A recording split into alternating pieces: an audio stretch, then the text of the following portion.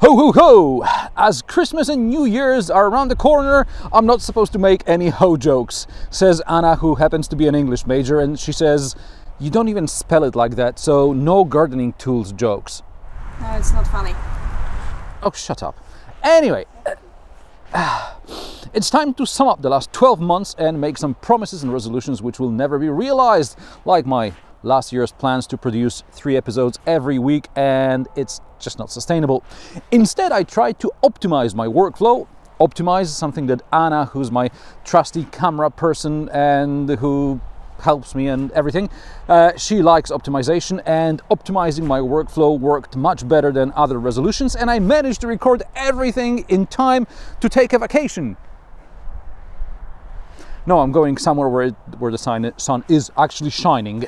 Anyway, I specifically said I will not take with me to this said vacation any cameras, any gear, and I shall refrain from filming, and we'll see how that goes. Anyway, let's get back to the point of this video, which is to sum up the year and to tell you what was hot and what was not, and what surprised me the most.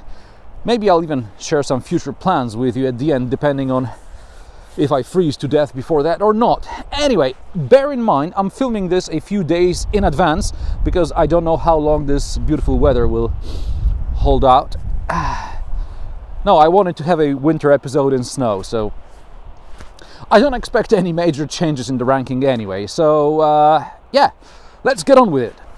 Now, links to all the reviews I'm talking about here are in the description below, so over the next couple of weeks it may be a good time to watch anything that you may have missed. And now, for the sum up of the 2018, you spent the most time watching, yet again, Toyota CHR and the new Mercedes-Benz A-Class and Audi A6. These videos also got the most views in that order.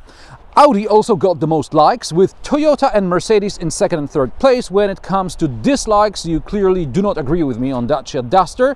Toyota and Audi also got a lot of dislikes, but that's probably because of the sheer number of views.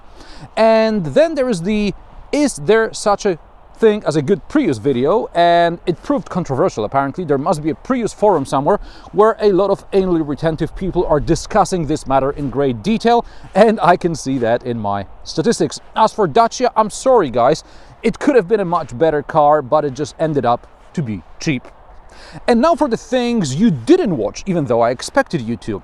I know a lot of views on my channel come from people searching specific cars, and it seems exotics are not your thing, which is a shame because I really like to drive something outrageous like an Aston Martin or a McLaren once in a while, and I highly recommend it to anyone who can. You really learn to appreciate your daily driver, like my Mazda here.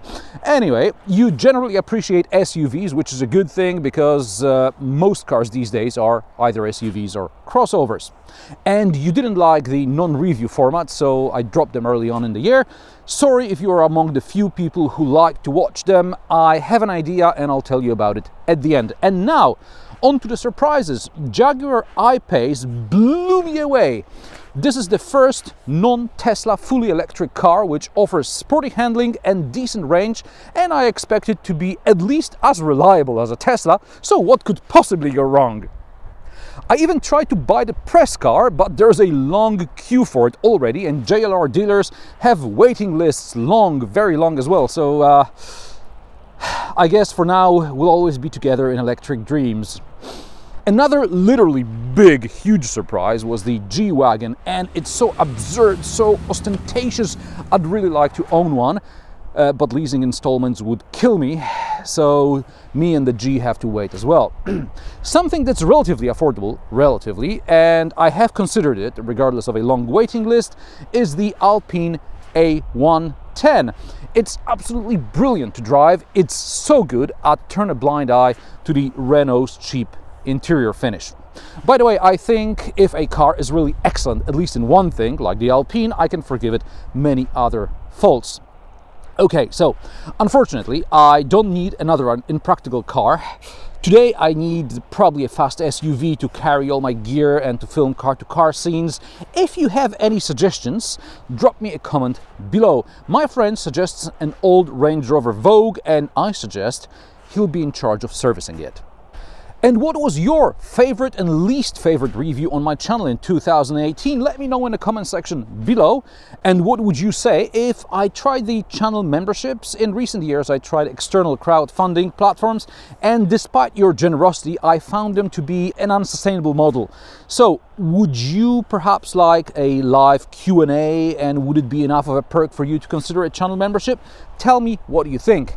So this is how I rolled this year. Merry Christmas and a Happy New Year. For the first time in 6 years, I'll be taking a week off, so no new episode on the 28th of December. Take a look at all the reviews I linked below and everything else you may have missed on my channel. It's a good time to catch up.